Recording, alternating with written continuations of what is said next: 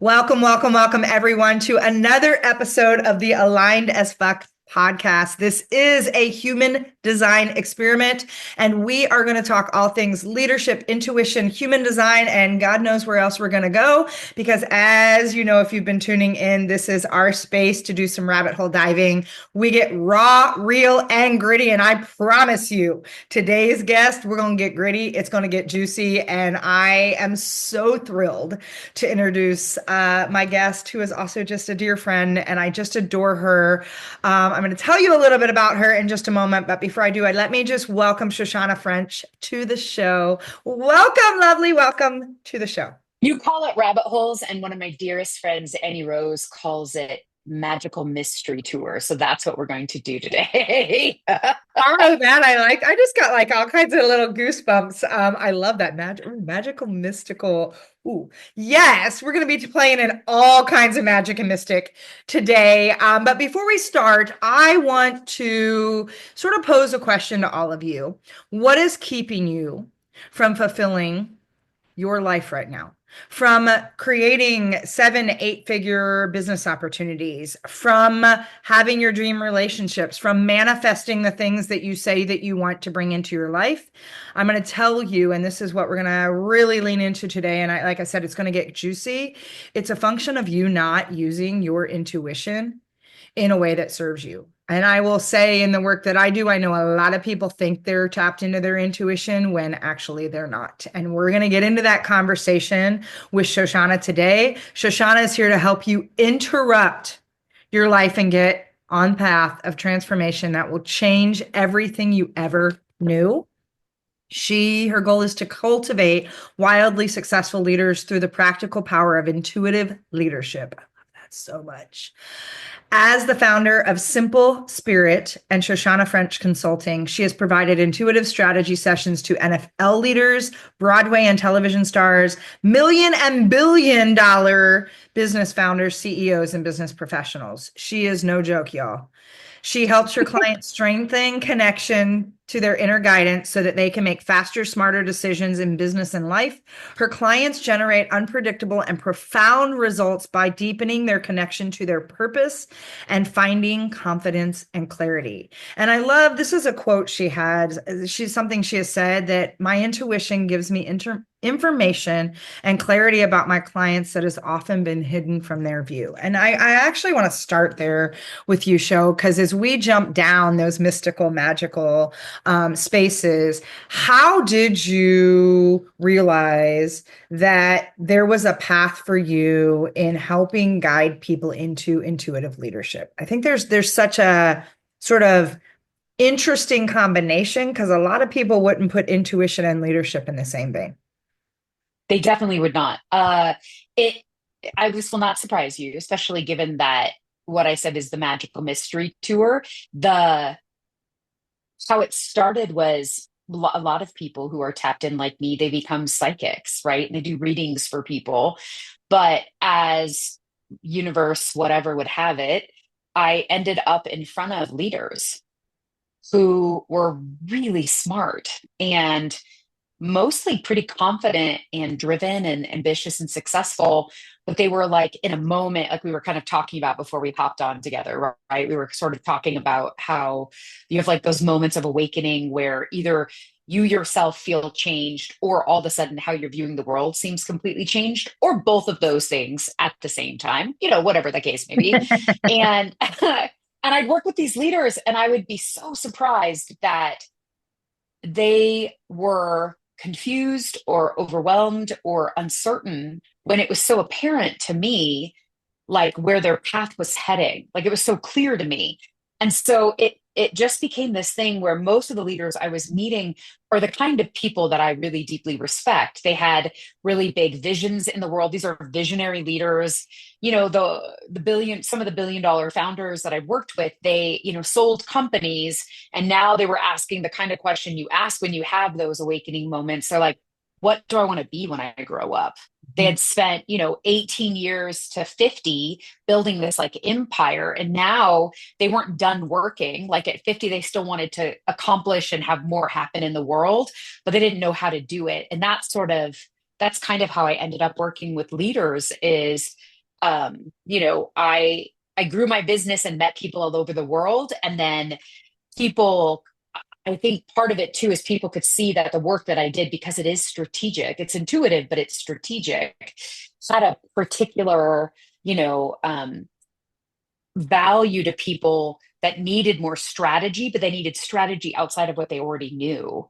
And so I helped a lot of stuck leaders. And that's kind of how it started, was working with leaders. And then I worked with enough leaders that I recognized, especially as a manifester, disruption, right? Is that I knew that this was something that all leaders needed. All leaders need to, especially in those moments of self doubt or confusion or overwhelm, that they need access to that innermost wisdom that they have, Yeah. and that's what got me just like deeply passionate and really excited. And I'm just now landing over the last 5 or 6 years, focusing only on leaders, whereas before it was way more broad. And as I changed my own spiritual awakenings, and as I recognize the work that I've developed over the last 20 years, who it really affects and who it's really helpful for are leaders. Because you know how this goes, because I know you work with leaders too.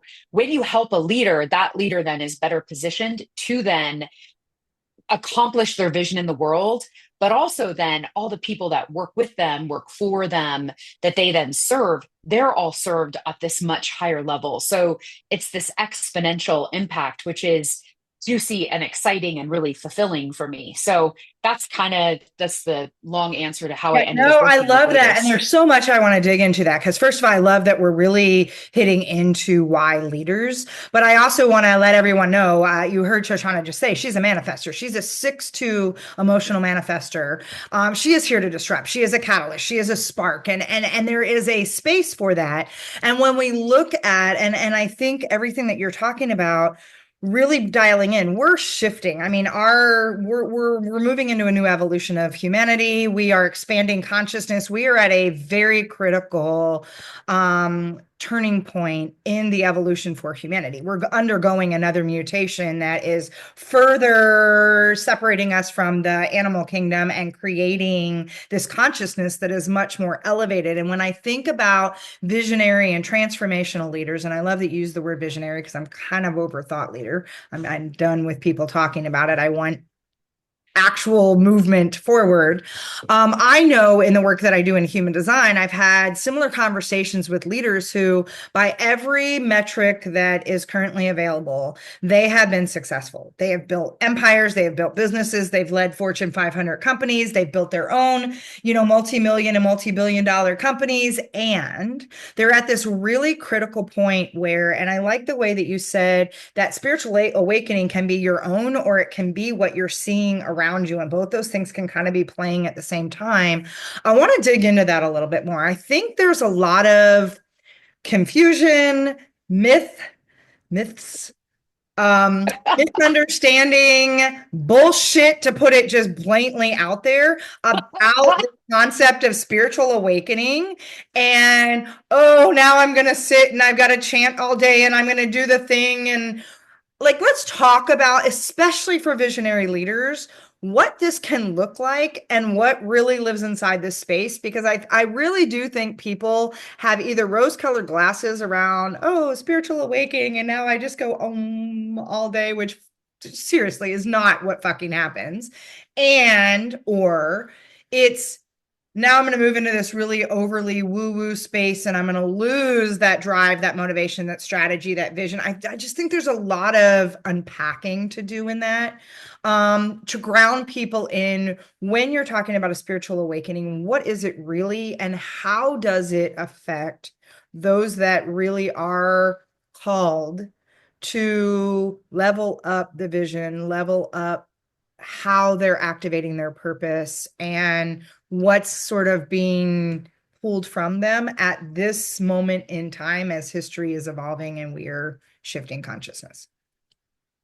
Well, I'd like to just to say, because I am so practical, that spiritual awakening could be viewed as something that happens that's not like in the material world or like something tangible. And that's not the case. A lot of people that I have worked with, but also know their spiritual, quote unquote, spiritual awakening occurred when a death occurred in their life, like when they lost someone they loved or something tragic happened. And while, yes, we could talk about trauma and PTSD, but putting that aside, to me, spiritual awakening is a moment when your view changes. So, either your view of yourself, meaning, for example, you think of yourself as someone who is driven only to succeed for the sake of succeeding, right? You've been driven your whole life, and all of a sudden, like, let's just say you get fired from your dream job at the top of the ladder, and all of a sudden, your view of yourself as this driven, successful person, like the foundation is ripped from underneath you and you don't know who you are and you're spinning out a little bit. Like that's a moment of spiritual awakening, meaning that you are waking up to that the things that you thought were true about yourself are not true, meaning that nothing is hard, fixed, or rigid, and that everything can change. So it,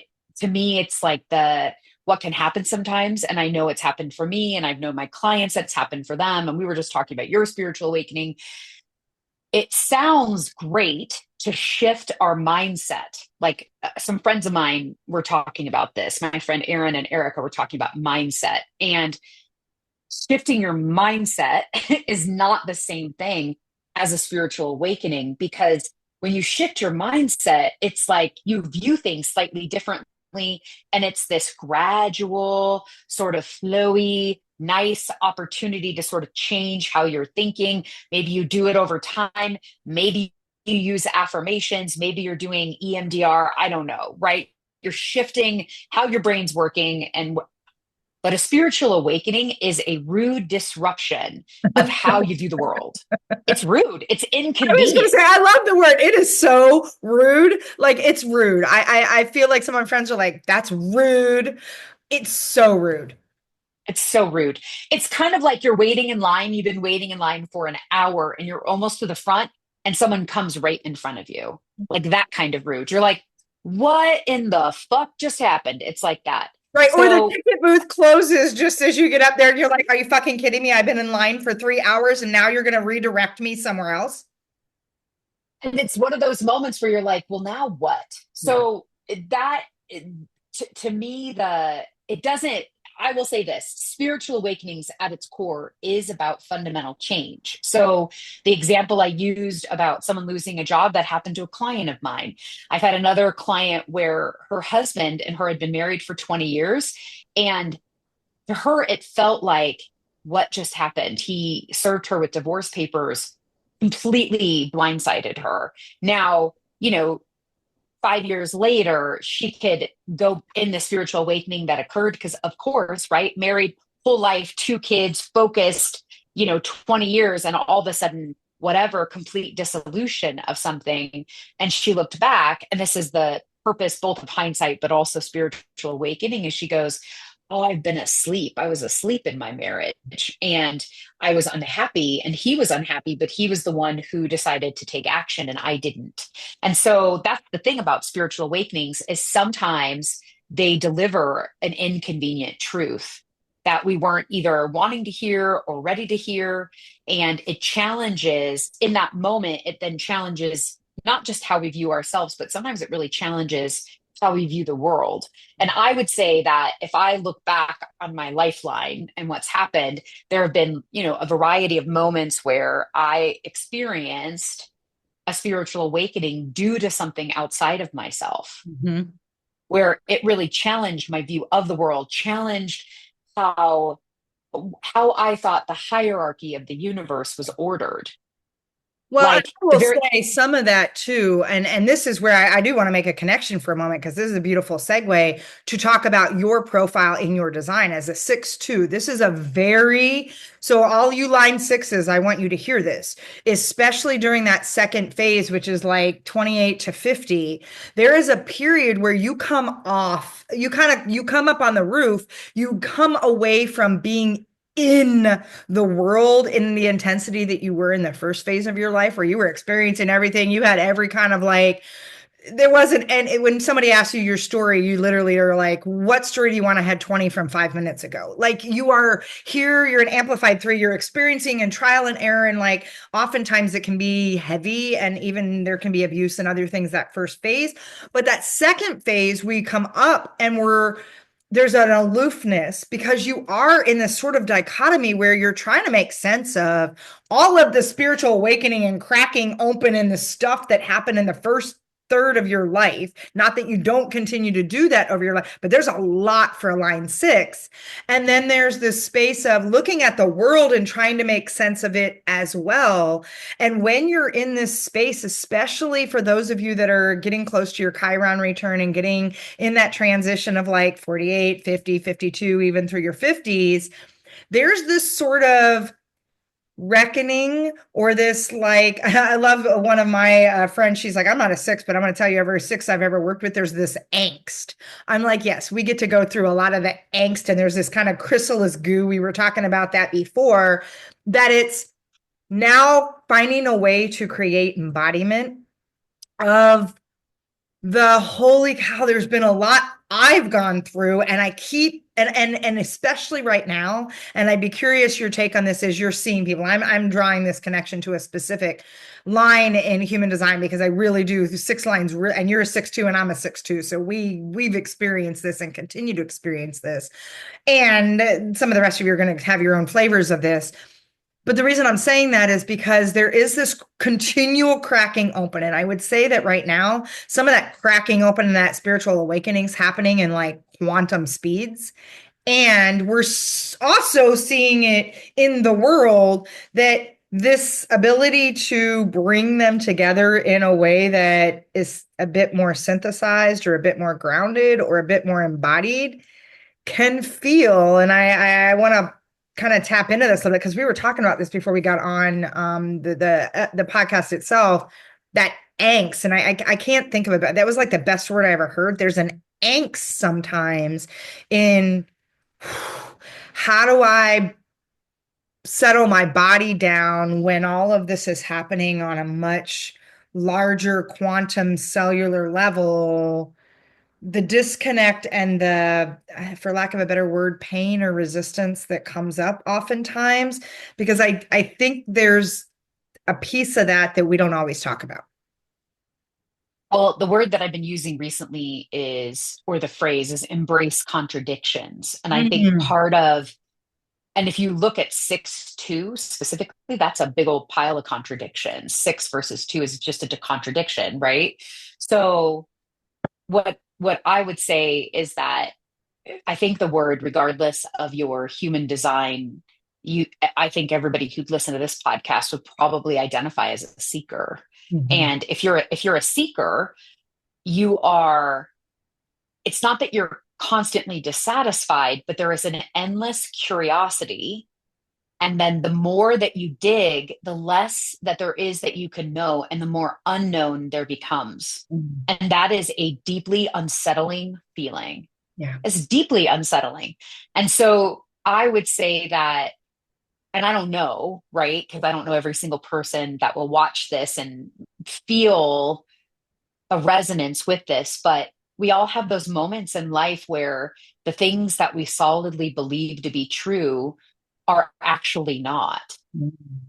Whether it's because I don't know, there is a reveal of truth, right? Like the truth comes out, or because something like we believe to be like really firm and real, almost like whether it's a pivotal or anchor relationship or an anchor belief, like a religious like institution, or just science, right, catches up with uh ancient wisdom. I don't know, whatever all that is, but there are those moments. And in my experience recently, what I would say is that as a seeker, there the angst is a good word, but I also would say that there is just like sometimes this moment as somebody who is endlessly digging and curious and trying to understand,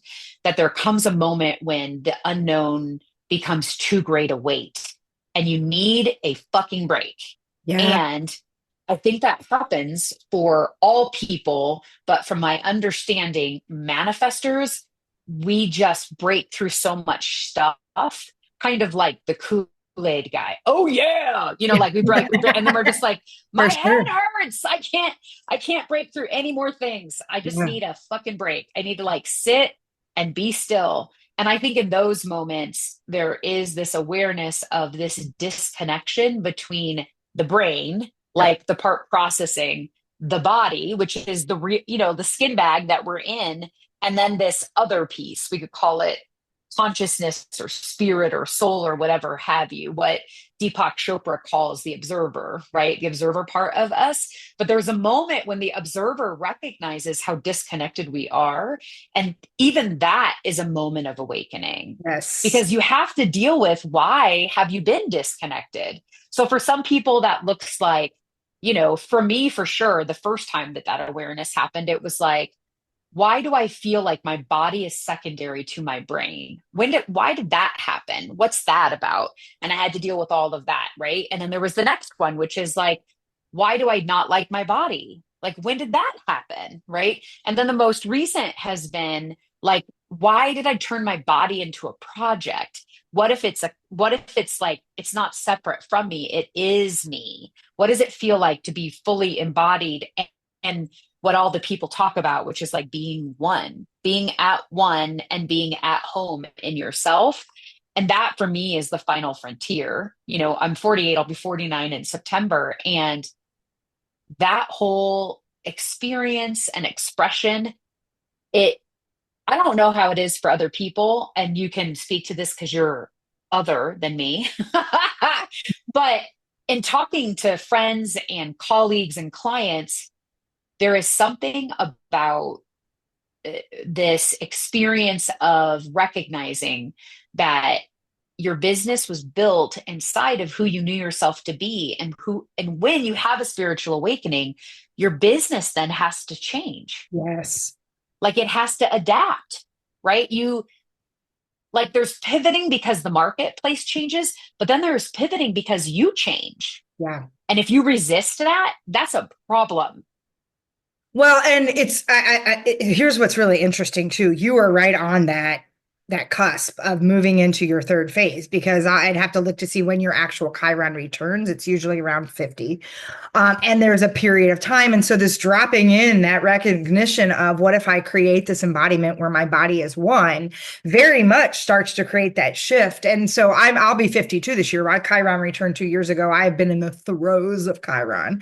And some of the energy that's in it actually amplifies some of that illusion that I have gotten sucked into, which is around attachment and where I've had high functioning codependency and where I've been overly serious and a lot of what's starting to expand through me. I kind of joke that there's this Benjamin Button energy at play where I started in this world, especially as a 6'2", old. I was an old soul that even Ernie, my new dog, has brought a life of where my old dog Peyton was my soul dog. He was my healing soul 2000 years. Like we came into this world to like crack open our old soulness. Ernie's been this joy dog. He's my joy boy, Mm. reminding me that right now I'm in a space of lightness. Even in light of, and this has been one of those disconnects for me, has been in light of the heaviness in the world. And there is no denying that there is a massive spiritual awakening happening. I know we get caught up in the day-to-day dissonance of what feels really heavy and what is the illusion and it's also a massive spiritual awakening that's happening and a lot has to get burned down in order for that to happen. There's this ability of how do I bring lightness to your point that if I can be full in my body, if I can be not using my body as a project or using my body to like punish me for any of the shame or the things that I've carried around with me that's not even all mine. When I can make peace with that and bring myself in, I actually disrupt more in the softness and the lightness than I do where before I had to be kind of pushing more and doing those things. And I think about the opportunity. And so some of what you said, I want to kind of kind of dig into a little bit more around the fact that I mean, I joke with people when I talk about human design sometimes where I'm like, on the simple level, human design is the movie Soul. You signed a soul contract, you wait in line, and the portal opens, right? On the larger level, when we look at our energetic makeup and our sort of soul blueprint, it's really a function of the movie Soul, the movie Inside Out, the entire Matrix series, Interstellar, Kung Fu Panda 2 and 3, Wayne Dyer's The Shift, all playing at the same time, yet somehow they make sense. I feel like we're in the throes of that right now. I feel like we're plugged in and not plugged in at the same time. And so when you are talking with visionary leaders or when you're helping them, because I think the pandemic was a big catalyst, speaking of disruptors, to wake up a lot of leaders who are like, I really don't want to be on this treadmill that's going nowhere. I'm feeling a call for a new paradigm and a new level of leadership. I don't know that, I don't know how what to call it. I don't know what it is, but like it literally has a hold on me. I think about our friend Kim Woods, who likes to say, the soul is screaming at you. Like, I feel like it's like not letting go. How do you help people navigate when the illusion starts to like blow up? Because I don't think in some ways it's quiet. I don't think it's just a little bit of a crack for some people. I think it's like this big, holy shit, what just fucking happened? Like, it's so big and so fast. How do you help people come back into a place to, and this is going to tap really into the work you do, to really get grounded in their own intuition and follow that path and follow that flow versus getting caught up in what feels like the snowball that started to go down the hill and now it's picking up children and dogs in small cities. Yeah, it's like that piece of gum on your shoe that picks up every gross thing on the sidewalk. You're like, Like, it starts ew. just get bigger and bigger and bigger. And right now it's gotten big for a lot Yeah. of people. So when I work with leaders, my program is called Lead from Within. Mm. And it's really that really speaks to what the purpose is, which is visionary leaders who find themselves in that place of having what I would call lack of clarity and doubt and just overwhelm and confusion, where before, when they're aligned, when they are clear, there is literally nothing that will stop them in fulfilling the vision they have. They will work in areas of no agreement. They will create a sense of togetherness in collaboration in places where people are so diverse and different. And they will have the really difficult and challenging things actually not stop them and have something be fulfilled. And so the work I do with them, it tends to be in those moments of, if you want to call it spiritual awakening, or if you just want to call it challenging moments in life, I call like it a shit show, real, but okay. yeah, like, dumpster fire, It's like like what the the shit hell? show just showed up. Wow. Wow. So the first place I always start is this recognition that, into what intuition actually is. Because mostly what happens is we're waiting for intuition to strike. Mm. I don't tend to work with leaders who find intuition like get squeamish about it. There are people who believe in it. But they often are people who wait for it to strike. They had a moment of it like download or struck or whatever happened that had them say yes to the position they have now and or start the organization that they started. And so in this like confusion moment, they're waiting like, where are you? Are you going to strike? I need you. I know you can help me, and nothing's happening. So the Mm. very first place we start is intuition itself. Don't wait for it to strike. It's a tool, and you can access it intentionally. So we start with, how does your intuition work? What are the tools that give you insight?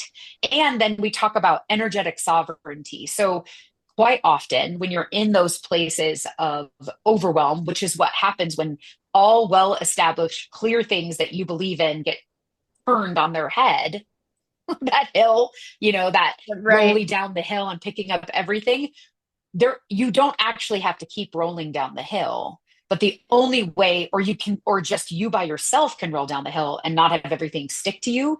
But you have to understand what is sovereignty? How is this different and distinct from that? And then you work with that. You learn how to release when you're too full and recognize what being too full is. And most people just think having a racing mind, not being able to calm down, waking up in the middle of the night, and then not being able to fall back asleep, being really reactive is all normal things when you're super stressed out. And I am one to say you can be stressed out and not have that experience. So that's sort of the first piece that I teach is, what is intuition? And then the next piece is we do the inner work. So what is the inner work? We just have a conversation about at the core of who you are, you want to go fast. These are leaders. They always want to go fast, but you have to go slow to go fast. Yeah. So we That's a talk about hard what is it. lesson, right? I would say as a Manny Jen, and I know manifestors feel this too, we move at fucking lightning speed.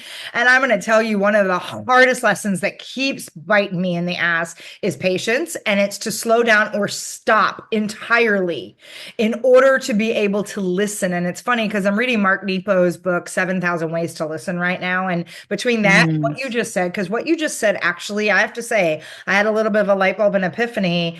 I've been mm, one of those leaders who's like, all right, intuition, when are you going to give me my next download? I've literally been, I don't like the word stuck. I've been spinning my wheels I can see. And in fact, it was interesting. I made an observation walking Ernie this morning. He was pulling on the leash. I'm like, how funny, you're pulling and I'm pushing. And it like came out of my mouth and I went, oh, fuck, I'm pushing. I'm pushing, which means I'm not listening.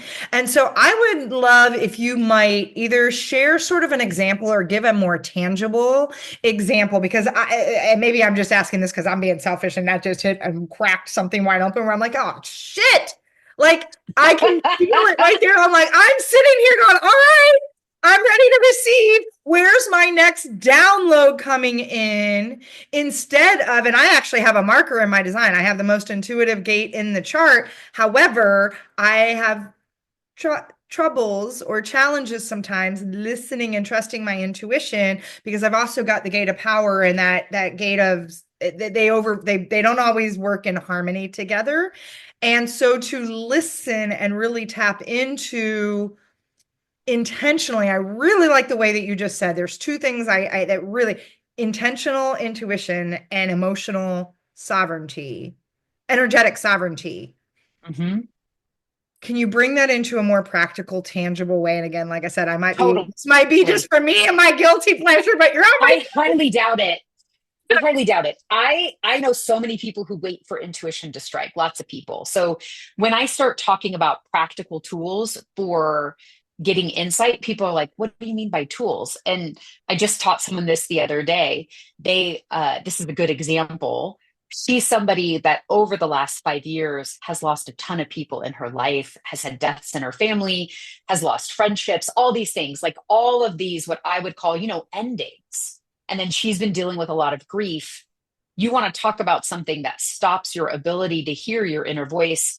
A big emotion does that, really big emotions. Places where we're really attached and our logic is really loud, those are all things that make it virtually impossible to hear your intuition. So I had her take a piece of paper out and I taught her how to do one of my favorite tools. It's called automatic writing. Mm, And just to be clear, I like to define intuition because everybody has a different definition. I teach from my definition. I define intuition as a direct way of knowing or understanding something without any prior experience or education. mm, So this isn't this isn't a moment where the thing you already know comes. Like this isn't like that. When people are waiting for intuition to strike, what they're waiting for is like this divine intervention or something. Intuition, like your logic, is a tool that you can develop. You can become a better communicator by learning to become a better listener, right? You can also become more intuitive by practicing and honing the muscle of your intuition. It sounds too simple, but it actually isn't. Now, trusting, that's a little more complicated. But anyway, so I taught her automatic writing. And what we talked about was you need to ask a question that you're genuinely curious about, not a question that's about fixing something, finding a solution to a problem, or figuring something out. Because all three of those things, figuring something out, finding a solution to a problem, and like fixing something, is all about logic. Logic is great for that. You get a flat tire, you don't need your intuition, you need to call AAA. Put a new tire on your car, right? Use what you already know, use your past based experience or your education. However, you have five deaths in life. You do all the things you're supposed to do. You see a grief counselor, you're doing special exercises, you're meditating, you're letting yourself rest, you're doing all the right things. And yet you're still not receiving clear guidance or insight or clarity about what's next. So took a piece of paper out and I said, this is how you do automatic writing. So everybody's going to get the benefit of learning this right now because it's the only way to explain the story. So you've come up with the question that is genuinely curiosity based. So it needs to be open ended and specific at the same time. So the question that I had her ask is, what is in my way? Mm. Because that's actually what she didn't know. Because asking the question, what's my next action step, was figuring something out, trying to find a solution to feeling stuck. But it was really like, what's in the way?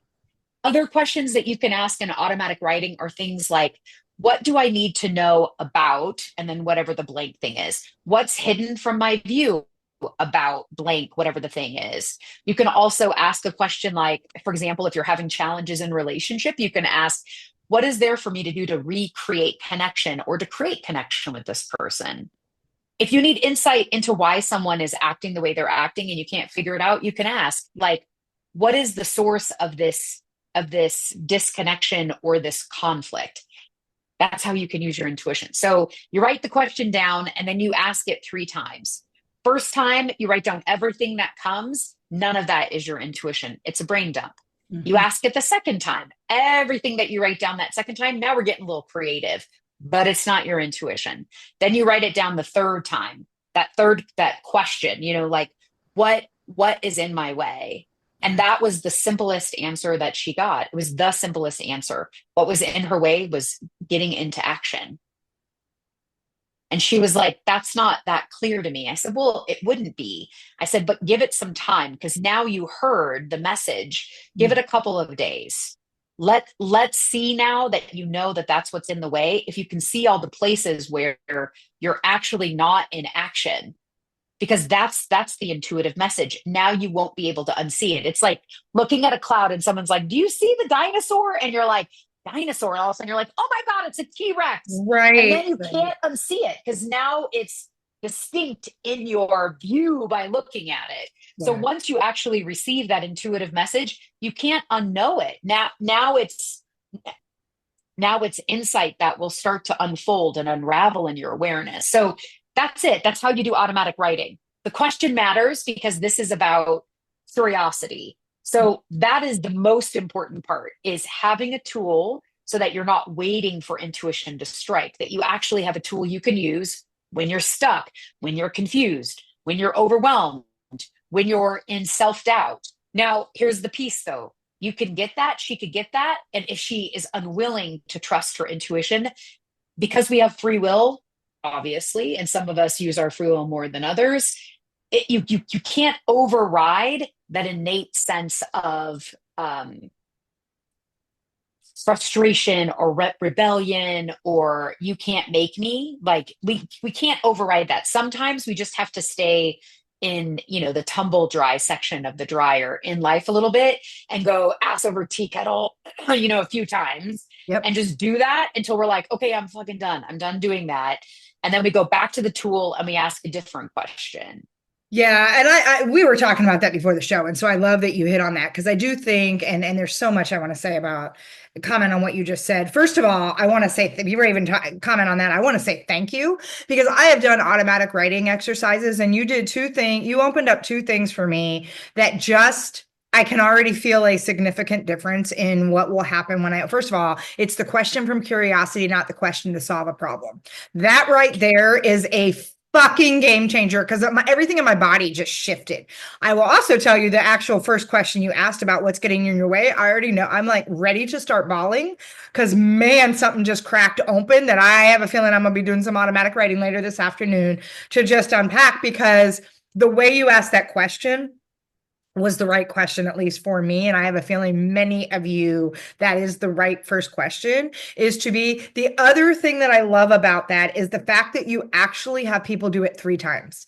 Because I do this when I have people do brain dumping, or we do sort of like open-ended same thing, because I'm like, we need to do this. I'll even give them an assessment sometimes. I'm like, I want you to do it the first time where it's you write down everything you think you're supposed to write down and answer the questions. Give it a day, come back, do it again, and then do it a third time, because it's the third time that you're going to hit into the things that actually matter. And it's even like when I'm doing coaching, I do and what else? I'll do a life script with people and they'll give me their whole vision. And then I'm like, what else? And I'm like, is there anything missing? And I'll ask it again. And it's always the last thing that's the thing.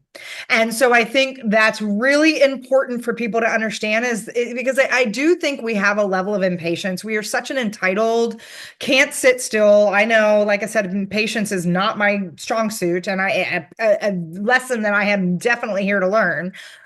That being said, we always want instant gratification, and we want instant. And what we don't realize is we've got to oftentimes get through layers of masking and conditioning, and we need to give things opportunity to breathe. And so when we talk about the slow down to speed up, this is a perfect example of you needing to slow down and stop. Because even when the answer comes, then there's the space of, how am I going to let contemplate or ruminate? Because it's not figuring something out. It's allowing it to Right. sort of sit in the background. And I tell people this when they have insights in human design as well. Look, stop trying to figure out what it means for you, because now something just woo hit you. I want you to do your laundry and do dishes and go on a walk, and like let it be on a tape in the background. You will get what you need if you allow yourself to open up access to I that. have to slightly disagree. Here's the thing. This example I gave was one where she had to ruminate, but you don't always. Oh, okay. Sometimes you do. This is why you do it 3 times, because sometimes it's our conscious brain, the stuff we already know, then our subconscious, Hmm. but then our intuition. So sometimes whatever you write, I just did this with a client the other day. She was really like, her question was, I need to know if my husband is being unfaithful. And I said, is that actually what you want to know? And I said, because I think you already know the answer to that. She goes, he's not being unfaithful. I said, what is it that you really want to know? She was like, well, I just want to know if we can create connection. And I said, so if you weren't trying to figure out the yes, no of that, and instead you were asking like the most wise person you could imagine, what's the question you would ask them?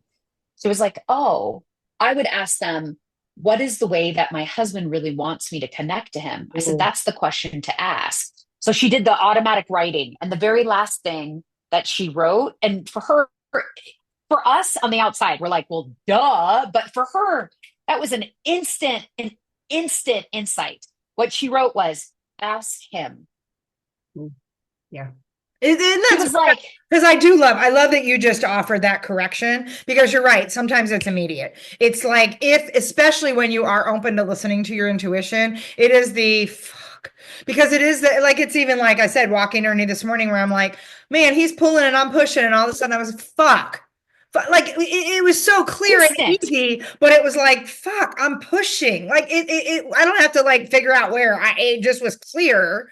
Because to your point, and I think about, call it spiritual awakening or breakthrough. I tell people all the time, people keep thinking breakthrough is this big, ginormous fucking thing that's like, no, it's the minute you have access to something you didn't have a minute ago, that to your point, you can't unsee.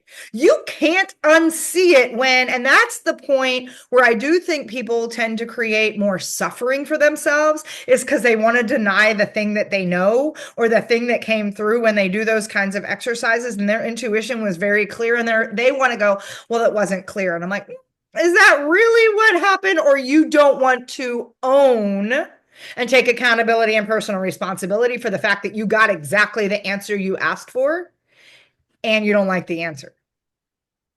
People ask me that all the time. They're like, well, does intuition always work? And I said, well, what do you mean? Does it always work?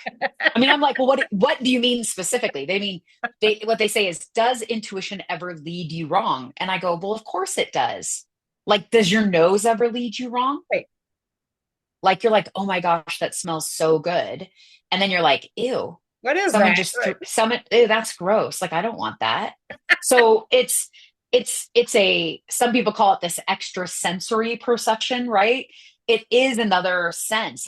I just say it's like the way that our brains are designed. So I think the only reason that intuition would lead you wrong, would like lead you wrong, is if you asked it a question and it gave you an answer back for the question, but you asked a question filled Yep. with, you know, supposition and filled with your bias, Well, yeah, right? expectation and attachment and like this is how it's going to be and or it's the I don't like the mirror that just got held up to me, so I'm gonna like pretend I didn't see it. Okay, well, it doesn't change the fact that the mirror is still sitting there. You, again, to your point, you have free will. You can decide at any point, I'm still not going to take responsibility or accountability for the thing and act and play victim to the fact that, oh, I just can't figure it out. I'm not clear when actually, you are.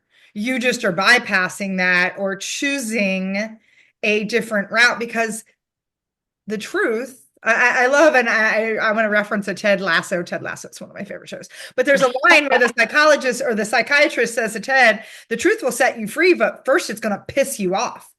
Like Absolutely the truth true. is going to piss you off because there's an ownership likely you got, like I said, walking early this morning where all of a sudden I'm like, fuck, I'm pushing when all I do is work to stop pushing, which also is pushing.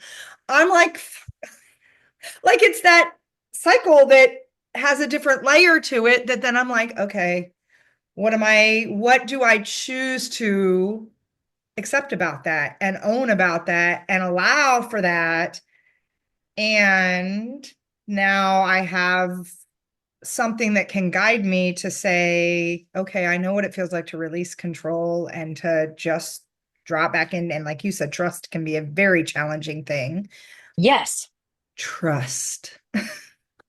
Well, and I'll say that one of the, especially working with the people that I work with most, I just want to, like, there's two things that you said that I wanted to address. One is about patience. So let's just be real. Our brains are designed to categorize things that we're experiencing.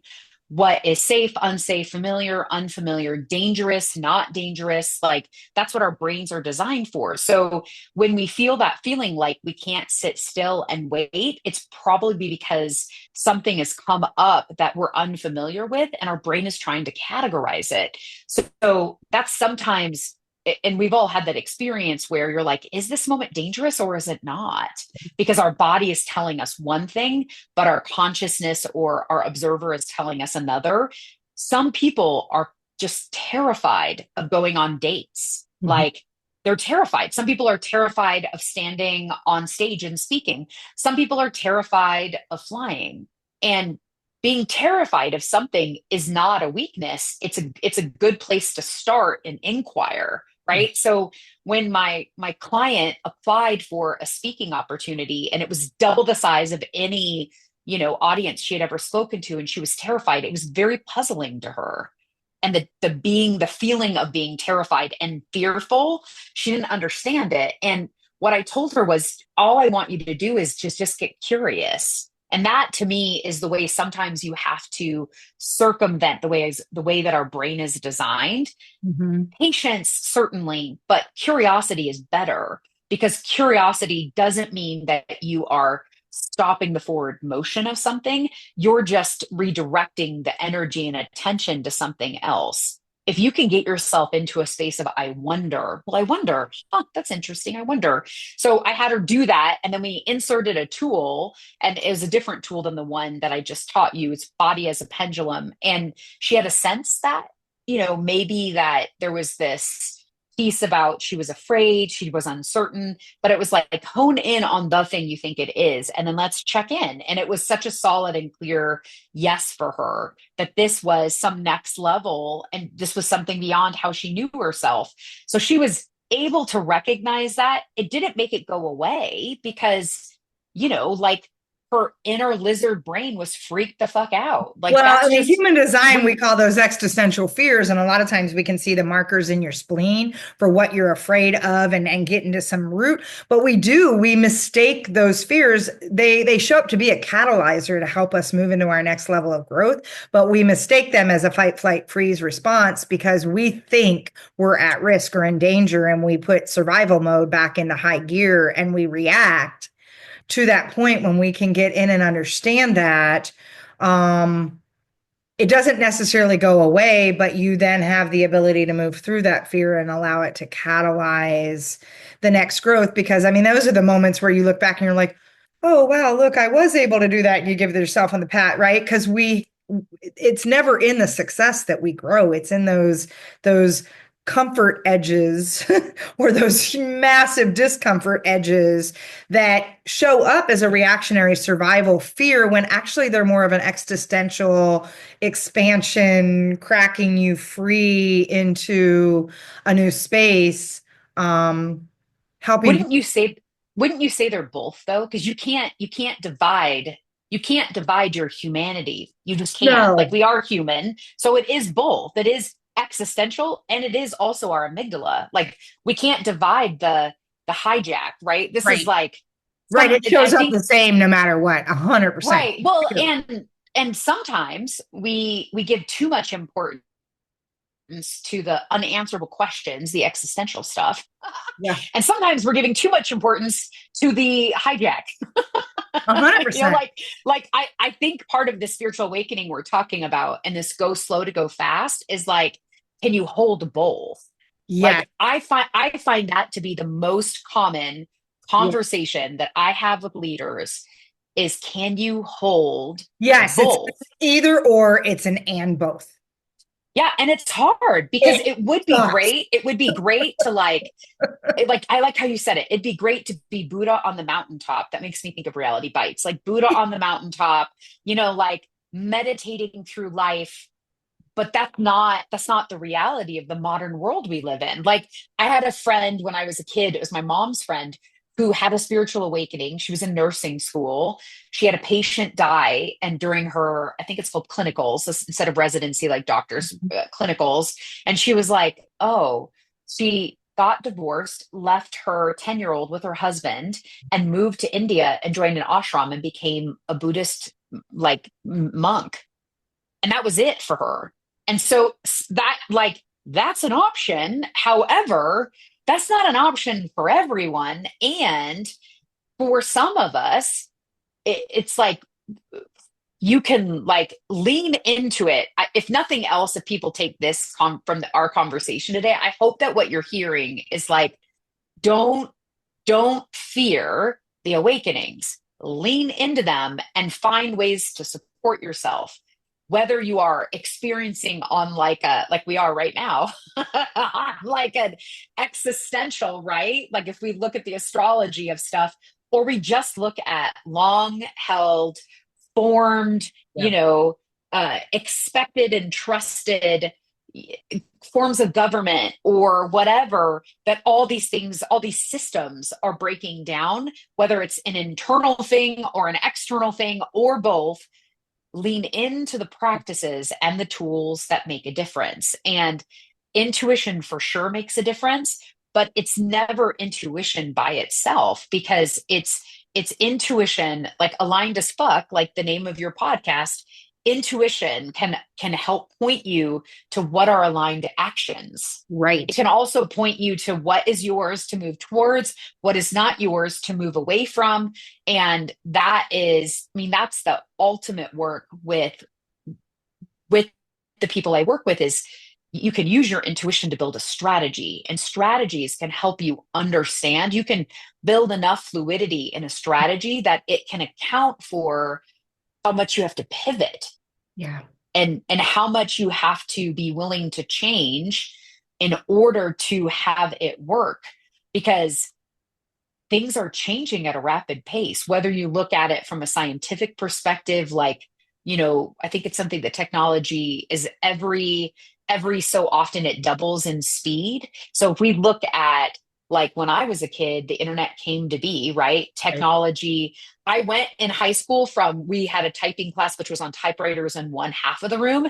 And in the other half of the room, it was word processors. And then there were some actual computers. And I learned to type on a computer because it made more sense to me, right?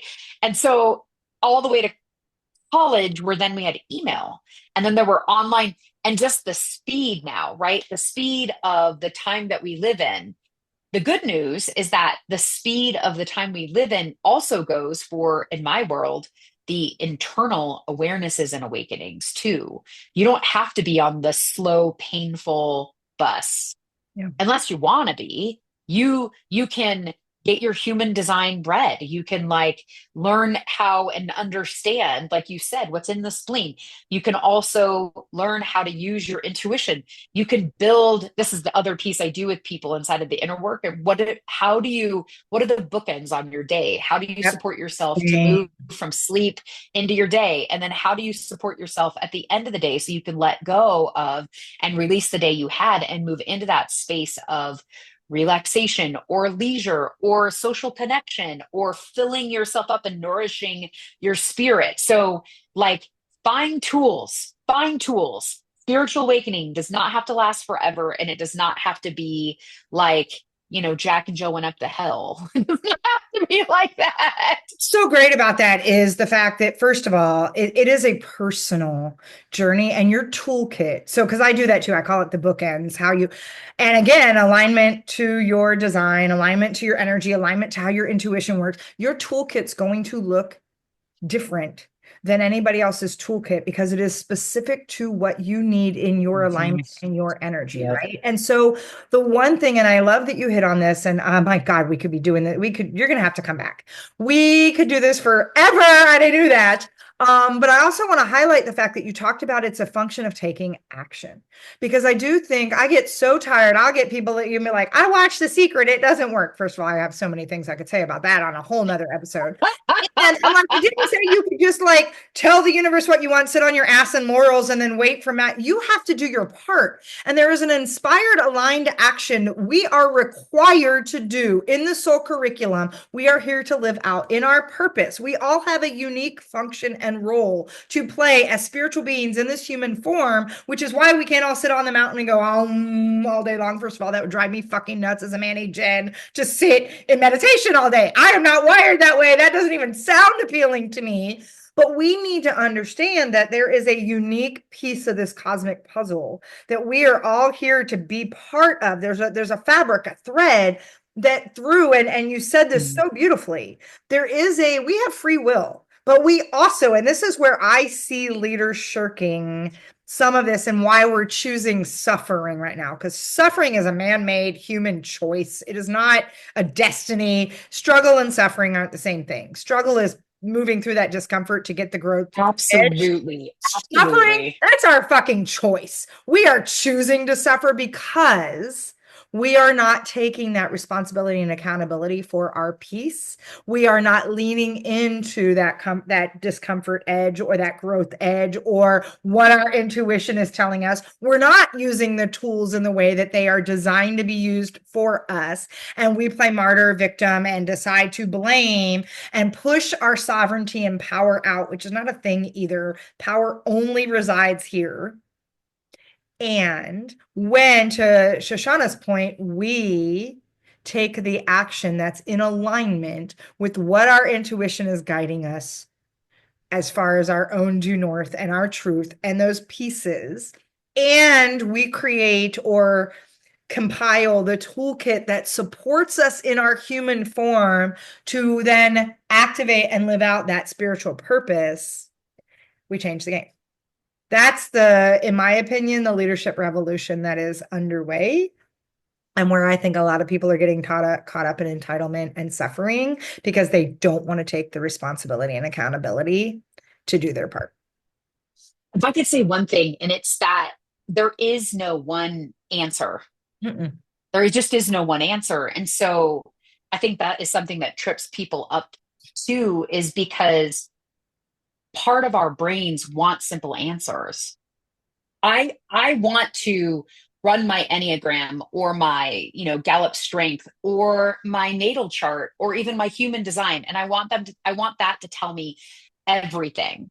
Yep. But the reality is that because of the unique makeup of our upbringing, our traumas, our natural inclinations, what resonates with us, what's dissonant for us, as well as our cosmic makeup, whatever you want to call it, that combination of things means that there are times, especially, please hear this, when you go through a spiritual awakening, whatever practices and tools you had, you're going to need new ones. You're going to need new ones. You just are. You just Yes. are. It, Everything levels up. You, your business, your tools, your routines, your practice, yeah. all of it. And if people get tripped up by leveling up because they're like, that sounds hierarchical, fine, don't hear it that way. Growth happens in a spiral, right? We're always expanding. We're not, whatever way you want to look at it, but you do have to support who you are in the way that resonates. And it does change. It does really, really change. And so that sometimes is also what I find when I work with people is that, and I'm sure you find the same, is that all the tools and all the things that you used before that worked so great, like really had you feel connected to yourself and really aligned, now actually create deeper confusion, actually create that suffering we're talking about, and don't provide any insight at all. And so I can just speak for myself. I did many, many, many years of professional and personal development, like 12 years straight.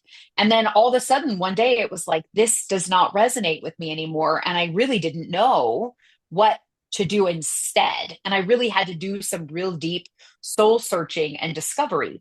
And then in 2022, when my husband had an accident, I had to do it again. Yeah. And I got my very first therapist. I'd never had one. And that was really the tool that made the difference for me. But that tool didn't make the difference for me in 2000 when I did my first personal development program. That made a difference for me. So it's sort of like, can you be open to, and this is hard, by the way, and I get this because for me, I love black and white answers. I like things to be simple. However, they're not. And the more that you can embrace contradiction, meaning that two things that seem oppositional can be true at the same time, the happier you will be in this process of awakening. Yeah. Like who you were didn't disappear. Who you were still is there. But now the how you view yourself, how you're oriented to the world, that's the part that changes. So now, how do you support this new vision, right? Like for years, I believed in manifestation in a particular way. And all of a sudden, I had a spiritual awakening, and that occurred as total and absolute bullshit to me. It just seemed Because fake and it brings us false. back to that and both again, right? It's and both and all. It's not even and both because it's not this and that. Now 1 + 1 is 2. It's 1 + 1 is like 20. It's an exponential and all, and it continues to be an evolution and an expansion and an embodiment. And to the thing that Absolutely. you said, it's not about an answer, because I'll even tell people human design is not your answer. It's an invitation. It's an invitation to tie this all the way back to the thing that I think is one of the most profound things you've said throughout this. Actually, you said a fucking ton of profound things, but the thing is staying in that space of curiosity and wonder. Staying, even when you're like, I need to find my purpose and my passion. No, you need to get curious. You need to follow the paths that crack open your awe, your wonder, and your ability to be the cosmic 3-year-old playing on an adventure to then allow yourself to collectively take and all and not compartmentalize or label and put things in a space. And so with that show, I would love for you to talk about, because there are some people like, fuck, because I like to say, you guys, a couple things for me around like, ooh, I get to play in some curiosity later. Let's just put it that way. For those that are feeling like, man, this just hit, this just landed, and they're like, I really want to know how to, and I'm gonna say this because this just dropped in for me, make friends with my intuition, invite my Yeah. intuition in, and recognize that my intuition's got my back. Um, I love that. I love that. how do they work with you and how do they connect with you? So the first way that people work with me is an intuitive strategy session. So think of it like in four parts. Part one is we do this inquiry. Tell me what's going on. Where do you feel stuck? Where are you having maybe an employment issue? Like you have an employee, it's not working, or have a staffing thing. Maybe you're having, challenges in your marriage. Maybe you're just struggling, right? You're just having a lot of suffering with your struggle, and you'd like to just have the struggle because that's part of life, but not the suffering. And then we do a discovery, which is what I like to say. It's where I read your mind, because that's the intuitive part. I listen. I've been listening during the inquiry part. I'm writing a bunch of notes, and then I share with you sort of what I hear, what I see, what I know about what's really at the core of why you're stuck. And that is the part where people are like, that part's kind of magical. And then we have a conversation for what I call moving forward. What do you do? What is there to do? And so I'll bring tools. We may do some energy work. We may just have a conversation about shifting the way that you're viewing your situation, because the way you're viewing it is perpetuating suffering instead of allowing you to let something go and move forward. And then the final thing we do is I go, okay, so here's the strategy for now, what to do the next time this shows up. So those are intuitive strategy sessions. They're 60 to 90 minutes. You get me and I get you. And by the end, you are clear, you are freed up. And if you want to suffer after that, that part's optional instead of required. You have free will. Go ahead and suffer away, right? It's totally up to you. But majority of people say, like, oh, like now I feel free and lighter. And I had a guy text me last week after an intuitive strategy session, and he was like, oh my gosh, I feel like free to live life. He had a really terrible breakup with somebody where they did not want to have like a completion conversation, so they could have like closure, and just said, please never contact me again. And he was like, okay. And so he was super suffering, as you can imagine, right? Big struggle. Like, I thought I loved her. I thought she loved me. What's happening? So we had this whole intuitive strategy session. And by the end of it, it was like, here are the things there are for you to do. Here's a little ceremony. Here's a little ritual to like release this relationship. And 2 weeks later, he sent me that note. I feel like I'm free to live life. And he had 5 dates on the books. I was like, good job. So he was able, really, he said, not 5 dates because this is my way of taking my mind off of my sadness, but like I feel that I recognize that I said yes to some things and dating her that didn't work. And it's no surprise by how it went without making myself wrong and heaping on the suffering. Now I'm free to just choose something. Yeah. So that's the kind of thing that people get out of doing that process. So I would love to support you. And in the show notes, we'll have a little link for you guys to get a special price on your very first intuitive strategy session. And I would love to support you. Thank you so much. And yes, we will put all of that in the show notes, as well as all of the ways that you can connect with Shoshana, because she has so much value that she puts out there. She is a brilliant light, and someone that I deeply, deeply admire and just adore. And so thank you for being on the show. Oh my gosh, great conversation. I We know did the it's so rabbit hole, juicy. dude. I'm It so was lit so up. juicy. And that being said, because we always want to kind of like somehow bring this back up to the surface, if there was something to kind of ground us in everything that we've talked about, we really went down that little magical, mystical juiciness. What is something that you would like to leave people with to kind of bring this all together? Here are 3 bullet points. Number one, you have to disconnect from the outside world intentionally, not numb out, like Netflix and chill with yourself. I mean, disconnect intentionally and find a way to nourish your spirit, bring joy, like walking your dog, right? Like making art, like cooking, like spending time with people who fill you up. So that's number one. You have to disconnect from the outside world and especially technology. Two, you have to really start asking questions. You have to get really curious. And those questions have to arise from a desire to understand and feel connected, not to figure things out, avoid making mistakes and fix things. And then finally, you have to have practices for listening. And we're all built differently. The best time I listen is during intense cardio. I don't know why I'm built this way. I'm super freaking intense, right?